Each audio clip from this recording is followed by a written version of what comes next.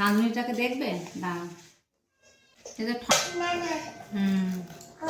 রান্না করছে, রান্না করছে।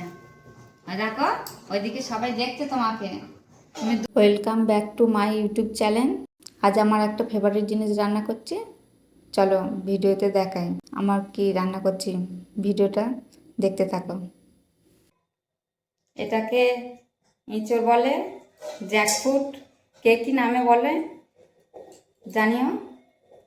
চলো কাটি, এর হাতটা পুরো আটাতে ভর্তি হয়ে যাবে।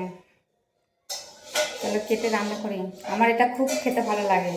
আমার এটা যেমন খুশি রান্না করে দেবে আমি খেয়ে নেবো। এখন আমি নিজে রান্না করব, তাই দেখি কেমন হয়। চলো, এই বছরে এই প্রথম আমি এঁচড় রান্না করছি। আমার এটা খেতে খুব ভালো লাগে, আমি খুব ভালোবাসি। কার কার ভালো লাগে বলো।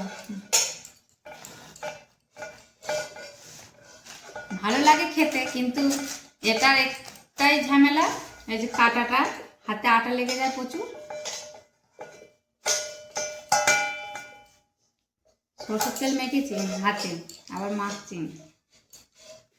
আর এই যে ঝনঝন করে আওয়াজ হচ্ছে, সেটার জন্য হচ্ছে একটা বড় রাঁধুনি আছে আমার ঘরে, রাঁধুনি রান্না করছে, সেই জন্য।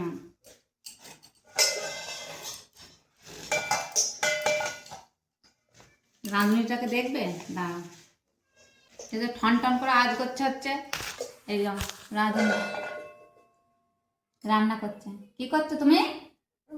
বলে দাও সবাইকে। বাসনও ধুচ্ছে। ঠিক আছে, ধোও, আমি একটু কেটে নিই এগুলো, পরে কথা হবে। কি করছো তুমি?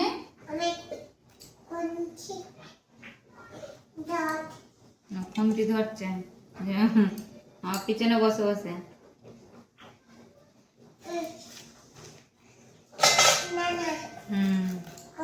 রান্না করছে, রান্না করছে।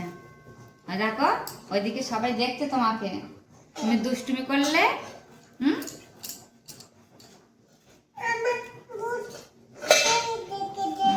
তুমি খালি দুষ্টুমি করো, করো না? তুমি ভালো মেয়ে, বলো।